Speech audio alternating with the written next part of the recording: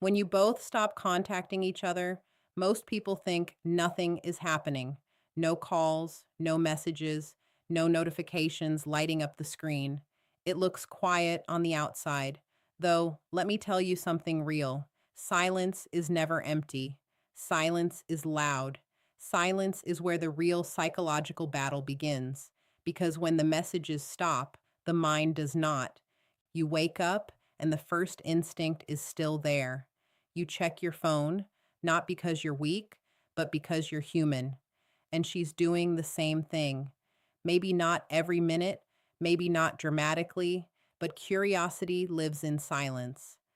And curiosity is powerful. When communication ends, imagination takes over. And imagination is far more intense than reality ever was. Now she's wondering, why hasn't he texted? Is he busy? Is he upset? Uh, is he talking to someone else? Did he finally move on? Uh, I did. And on your side, the same storm is happening. You're thinking, does she miss me? Is she waiting for me to reach out? Is she testing me? This is what most people don't understand. Silence creates questions, and questions create emotional tension. Before, when you were always texting, everything was predictable. She knew when you would reply, she knew you'd call, she knew you'd show up. Predictability feels safe, but it's not always attractive. The moment that pattern breaks, the emotional energy shifts. Silence removes certainty. And when certainty disappears, attention increases. Let's talk about something honest. When you were constantly available, your presence felt normal. But the moment you stop, your absence feels different. It creates space. And in that space, her mind begins to fill in the blanks. That's the battlefield. Not WhatsApp, not Instagram, the mind. See, female psychology is deeply emotional, but also deeply intuitive. When a man suddenly becomes silent, it disrupts the emotional rhythm. It forces her to think instead of react. And thinking leads to remembering. She remembers the jokes, the late night conversations, the way you made her feel understood. Silence has a strange way of highlighting what noise once hid. But here's the key: this is not about playing games, it's about understanding emotional dynamics. It's about understanding emotional dynamics. If you panic during silence, you lose power. If you chase during silence, you confirm fear. But if you remain calm during silence, you create intrigue. There's a difference between silent strength and silent desperation. One builds attraction, the other builds anxiety. When you don't immediately react, when you don't double text, when you don't post things just to get attention, you communicate something without saying a word. You communicate emotional control, and emotional control is magnetic. Now, let's be clear: silence doesn't mean she doesn't care. Sometimes silence means she's waiting to see what you do. Sometimes it's pride. Sometimes it's confusion. Sometimes it's her protecting herself. But silence always carries meaning. You have to understand, when two people stop contacting each other, it becomes a test of internal stability. Who can handle uncertainty better? Who can manage emotions without seeking validation? Who can sit in the unknown without collapsing? That's the real game. Most people lose here because they can't sit still. They need reassurance. They need immediate answers. They need proof. But attraction often grows in mystery, not in constant reassurance. Silence gives you a chance to observe yourself, too. Why does it bother you? Is it attachment, ego, fear of losing control? When you understand your own reaction to silence, you become stronger. Not just in this situation, but in every relationship moving forward. And here's something powerful: the person who controls their emotions during silence controls the energy of the situation. Because while others react, you reflect. While others panic, you position. While others chase, you choose. Silence is uncomfortable, but growth is always uncomfortable. The truth is, when you stop chasing, you stop being predictable. And when you stop being predictable, you become unforgettable. Silence isn't the end of connection, it's the moment the real psychological game begins. Now let's go deeper, because when silence enters the picture, something else quietly shifts. The power dynamic. Most relationships operate on patterns. One person texts first, one person plans more, one person apologizes quicker, one person chases harder, and over time, without even realizing it, a balance of power forms. Not in a toxic way necessarily, but in an energetic way. Someone invests slightly more, someone leans slightly less. And when both of you suddenly stop contacting each other, that pattern breaks. That's when the power shift begins. If you were always the one reaching out, always initiating, always making sure the connection stayed alive, your absence will feel different. Not because you disappeared physically, but because you removed your energy from the dynamic. And energy is what fuels attachment. See, people don't always value what is constantly available. When something becomes predictable, it becomes comfortable. And comfort, while beautiful in stable love, can sometimes reduce urgency in fragile connections. Um, the moment you pull back, you introduce scarcity, and scarcity increases perceived value. It's human psychology. When access decreases, attention increases. When effort is no longer guaranteed, curiosity grows. She may not admit it. She may not show it publicly, but internally, she notices the shift. Why is he so quiet? He used to check on me. Did something change? Did I lose him? That internal questioning is the power recalibrating. Now, understand this clearly. Power is not about dominance, it's not about manipulation, it's about emotional leverage. It's about who feels more dependent on the interaction. When you were always available, she felt secure that you'd be there. But when you stop overextending, when you stop proving, when you stop overgiving, you subtly communicate that your world does not revolve around her. And that changes everything because confidence is not loud. Confidence is controlled availability. A man who has options with his time, his focus, his energy, he is naturally more attractive than a man who waits by his phone. When you shift your attention back to your goals, your growth, your peace, you automatically rebalance the scale. And here's the interesting part. The person who feels the shift first often feels the loss of control first. If she was used to you chasing, she now has to decide whether she steps forward or lets distance grow. That decision creates tension, and tension creates awareness. Before, she didn't have to think about losing you. Now she does. But let me say something important. This only works if the silence is genuine. If you're pretending to be detached while obsessing internally, your energy still feels needy. People sense that. Real power comes from actual emotional grounding. When you truly accept that you'll be okay either way, whether she reaches out or not, you move differently. You're calmer. You're less reactive. You don't jump when the phone buzzes. You don't stalk her online activity. You're stable, and stability is rare. Female psychologists respond strongly to emotional strength, not coldness, not arrogance. Strength, the kind that says, I value you, but I also value myself. When you remove desperation, you remove pressure. And when pressure disappears, attraction has space to breathe. Think about it. If she feels like you need her to respond in order to feel okay, that creates emotional weight. But if she feels like you're choosing her, not clinging to her, that creates desire. Choice feels better than obligation. This is why absence, when handled correctly, can increase respect because respect grows when someone sees that you have boundaries, that you won't overextend endlessly, that your time and energy are not unlimited resources. And here's where it gets powerful. When you stop overinvesting, you give her room to invest. Sometimes she hasn't stepped forward simply because you never stepped back. Sometimes she hasn't shown effort because you've been carrying the emotional load alone. Silence forces both people to reveal their level of interest. If she values the connection, she will feel the gap. If she doesn't, you've saved yourself time and emotional exhaustion. Either way, you win clarity.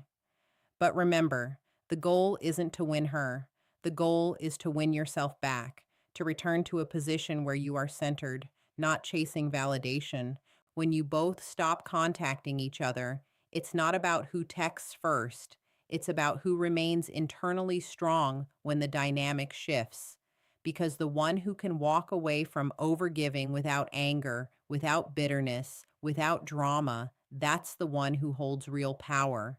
Power shifts the moment you stop proving your worth and start recognizing it. And when your absence speaks louder than your presence ever did, the balance is officially changed. Now, let's talk about something most people don't want to admit: ego. Because when you bought, is stop contacting each other. It's rarely just about being busy, it's rarely just about needing space. Most of the time, there's a silent war happening between ego and emotions, and that war is intense. She might miss you. She might think about you at night. She might replay conversations in her head. But pride whispers, don't text first. Pride says, if he cares, he'll reach out. Pride protects the heart from feeling exposed. And if we're being honest, you're fighting the same battle. You want to message her. You type something out, then delete it. You tell yourself, why should I always be the one? You think if she misses me, she can text too. That's ego stepping in to guard your vulnerability. So now it's not just silence, it's two hearts waiting and two egos blocking the door. Here's what you need to understand about female psychology in this moment. When emotions are involved, women often test emotional stability through distance, not always intentionally. Sometimes it's subconscious. Distance becomes a way to measure depth. If I stop reaching out, will he fight for me? If I go quiet, will he notice? If I call back, does he step forward? It's not always manipulation. Sometimes it's insecurity mixed with pride. It's not always manipulation. Sometimes it's fear of being the one who cares more. And fear of caring more is powerful. No one wants to feel like they're more invested. No one wants to feel replaceable. So instead of risking vulnerability, both people stay silent, hoping the other breaks first. That's the ego versus emotions battle. Emotions say, I miss him. Ego says, stay quiet. Emotions say, text her. Ego says, wait, now here's the key. The person who reacts emotionally without control often loses leverage, but the person who suppresses emotions completely becomes cold and disconnected. So, what's the balance? Emotional discipline. Discipline. Not mean pretending you don't care. It means caring without collapsing. It means missing someone without losing your composure. It means feeling deeply but acting wisely. When you instantly break silence out of anxiety, you communicate something subtle. I can't handle distance. And when someone feels that, the dynamic shifts again. Well, when you remain steady, not playing games, not posting for attention, not sending indirect messages, you show strength. You show that your feelings don't control you, and that's attractive. She starts wondering, why is he so calm? Why isn't he reacting? Did he emotionally detach? And sometimes that curiosity turns into her reaching out, not because you forced it, but because emotional tension reached a point where pride couldn't hold anymore. Let's be real though, sometimes she won't reach out. Sometimes her ego wins. Sometimes her ego wins. Sometimes yours does. And two people who cared end up strangers because neither wanted to be vulnerable first. That's the tragedy of pride. But here's where maturity separates you from the crowd. You have to ask yourself, if I reach out, is it from strength or from fear? If you text because you genuinely want clarity, peace, or honest communication, that's strength. But if you text because the silence is suffocating your ego, that's weakness. Intent matters. Female psychology respects emotional courage, not desperation courage. There's a difference between I need you to respond. So I feel okay and I value this connection, and I am a mature enough to express that. When ego dominates, both people lose. When emotional maturity leads, clarity wins, whether that clarity brings reconciliation or closure. And here's something powerful to remember: silence reveals who is acting from love and who is acting from pride. If she truly values you, distance will eventually feel heavier than ego. If you truly value her, you'll either stand firm in your peace or communicate without fear of looking weak. Because vulnerability is not weakness. It's only weakness when it's desperate. The real strength in this phase isn't about waiting longer.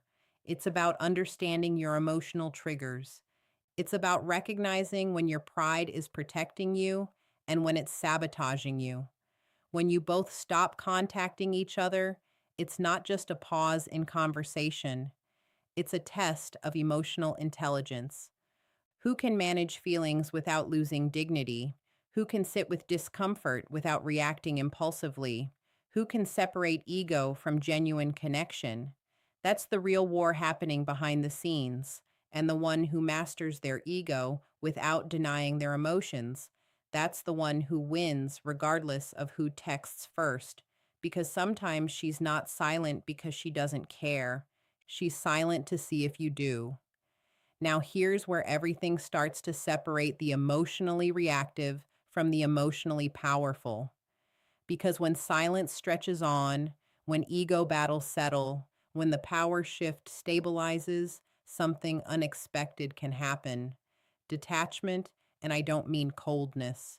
I don't mean pretending you never cared. I mean emotional balance, the kind where you stop clinging to an outcome. There's something magnetic about a person who is okay either way. When you stop obsessing over whether she'll text, when you stop checking her last scene, when you stop building scenarios in your head, your energy changes, and energy always speaks louder than words. Neediness repels, stability attracts. Female psychology is deeply responsive to emotional presence. When a man is overly attached to a result, needing her response, needing reassurance, needing validation, it creates subtle pressure, and pressure suffocates attraction. And you detach from desperation. Something shifts. You start waking up focused on your own life again. You pour into your goals. You hit the gym not to make her jealous, but to discipline your mind. You improve your finances. You reconnect with friends, you build yourself.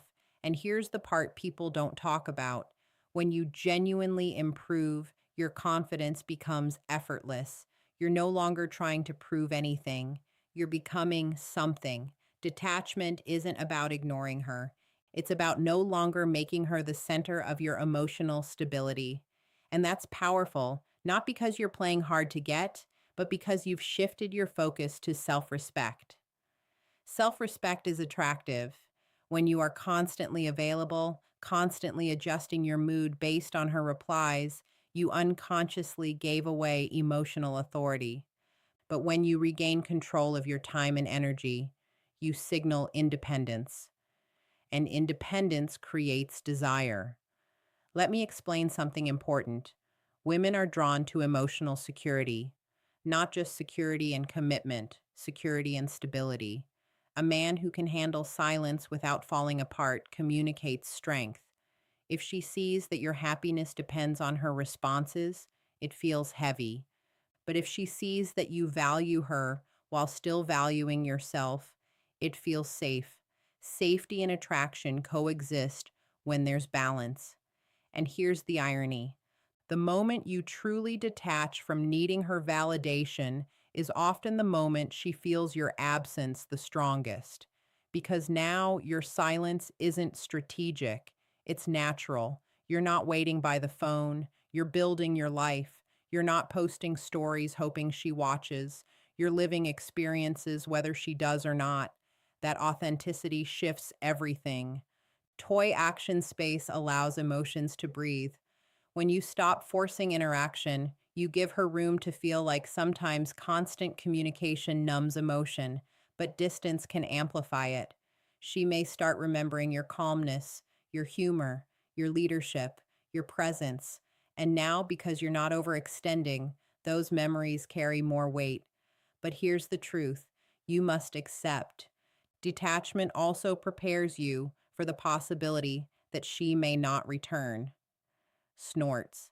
And that's okay, because if your growth only depends on her coming back, you're still attached to the outcome. Real detachment says, I prefer you, but I don't need you to survive. That mindset is rare. Most people operate from fear of loss. But when you operate from abundance, knowing you can build, improve, and attract again, your energy becomes calm. Calm is attractive. You speak slower. You react less. You think clearer. You're not easily shaken by delayed replies or social media activity. And when she eventually reaches out, whether it's days or weeks later, she'll feel the difference. You won't sound desperate. You won't overcompensate. You'll be grounded. Grounded men are unforgettable. Detachment doesn't mean you stop caring. It means you stop chasing. It means you stop trying to control what's outside of you and start mastering what's within you. And when you master yourself, you become naturally attractive again, not just to her, but to life, because the less desperate you become, the more desirable you appear. Now, this is where the real transformation happens, because silence, power shifts, ego battles, and detachment all lead to one critical question: what are you doing during the quiet? Most people waste the silence. They sit in it. They scroll. They overthink. They replay old conversations. They imagine scenarios that haven't happened. They make the other person the center of their manta, like world, but the ones who win, they build with. When you both stop contacting each other, you're handed a gift. It may not feel like a gift at first. It feels like rejection. It feels like uncertainty. It feels like loss. But hidden inside that discomfort is opportunity, like opportunity to upgrade. Think about it. When you were constantly talking, constantly emotionally engaged, how much time did you truly invest in yourself? How much energy went into thinking about her mood, her replies, her behavior? Now that energy is free, and what you do with it determines everything. You can either let silence shrink you or let it sharpen you. Growth during silence is powerful because it's private. No applause, no validation, no guarantee she's watching. You're not improving to impress. You're improving to elevate. That's different.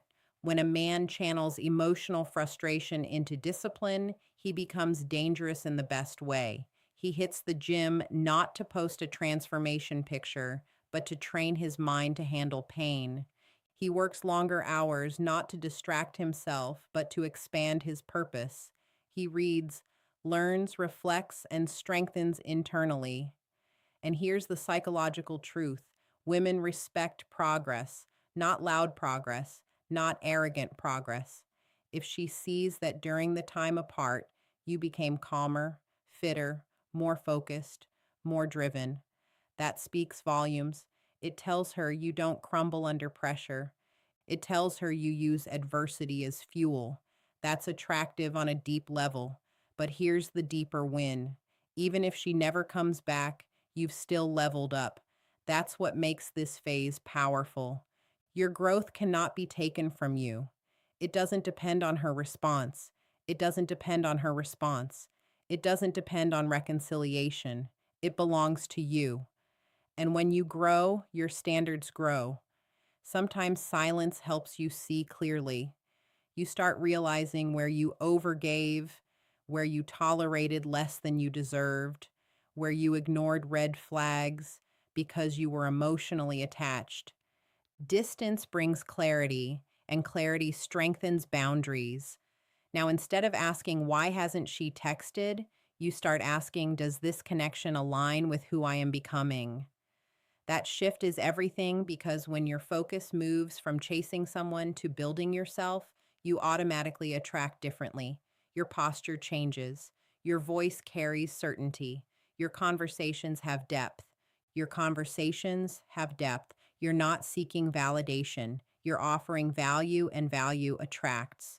Growth during silence is the real revenge. Not revenge against her, but revenge against the weaker version of yourself, the version that doubted, the version that overthought, the version that placed someone else above his own peace. Silence forces you to sit with yourself, and that can be uncomfortable. But in that discomfort, you discover discipline, you discover resilience, you discover that you are more than just someone waiting for a reply. You become a man on a mission, and missions are magnetic. Let's be honest. If she comes back and finds the same version of you, nothing changes. The same patterns repeat, the same emotional imbalance returns. But if she comes back and finds evolution, the dynamic resets completely. Now she's not dealing with the man who chased, she's dealing with the man who chose growth. And if she doesn't come back, you're already ahead. Because the best response to silence isn't another message, it's self improvement. The best response to distance isn't desperation, it's development. You don't beg for attention, you build yourself into someone unforgettable. That's the mindset shift. During silence, most people focus on loss. The wise focus on leverage. They ask, how can I come out of this stronger? And they act on it daily. Small steps, consistent, heck, a bits, sharper thinking, higher standards. One day, you'll wake up and realize you're not even waiting anymore. You're moving, you're expanding, you're living. Because whether she returns or not, you didn't waste the silence. You used it. And the best reply to silence is self improvement. And now we arrive at the part most people misunderstand completely. After the silence, after the power shift, after the ego battles, after the detachment and growth, everyone becomes obsessed with one question. So, what's going to happen? Is she coming back? Is she going to text? Is this over forever? But that question is the wrong focus. Because when you both stop contacting each other, the outcome is not the most important thing. Your position is. Let me explain what that means. If she comes back while you're still emotionally unstable, still seeking validation, still afraid of losing her, nothing really changed. The same imbalance will return. The same anxiety will resurface. The same dynamic will repeat. But if she comes back and finds you grounded, disciplined, calm, and self assured, the entire tone of the connection shifts. Now you're not operating from fear of loss, you're operating from choice, and choice is power. When you reach a place where you genuinely know you'll be okay whether she returns or not, you've already won. Not against her, but against your old patterns. See, most people tie their confidence to outcomes. If she texts, they feel worthy. If she doesn't, they feel rejected. That's emotional dependency. And dependency hands control to external circumstances. But emotional positioning means your stability doesn't rise and fall with someone else's behavior. You stay steady. If she reaches out, you respond from strength, not excitement overload. You don't rush to overcompensate. You don't flood her. Why? This emotion. You're measured. You're balanced. You're respectful, but you're not desperate. And if she doesn't reach out fire, you keep building. You keep living. You keep expanding because your life is bigger than one connection. This is what emotional maturity looks like. It's not about pretending you never cared. It's about understanding that your worth is not determined by someone else's decision to stay or leave. Position is everything. When you're emotionally positioned well, you don't chase closure aggressively. You don't beg for explanations. You don't need the last word to feel powerful. Your silence is calm, not bitter, but you become the kind of person who can walk away without drama. And walking away peacefully is a rare skill. Sometimes she won't come back. Sometimes silence becomes permanent distance. And that hurts. It's natural. But if you've used this time to grow, to reflect, to strengthen yourself, that ending won't break you. It will refine you because every experience becomes data. You learn what you tolerated. You learn how you reacted.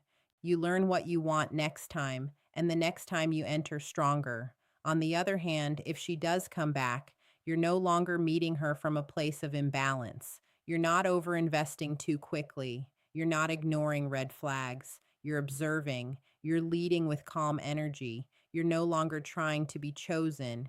You're deciding that shift alone changes the entire dynamic of any relationship. When two people reconnect after growth, it feels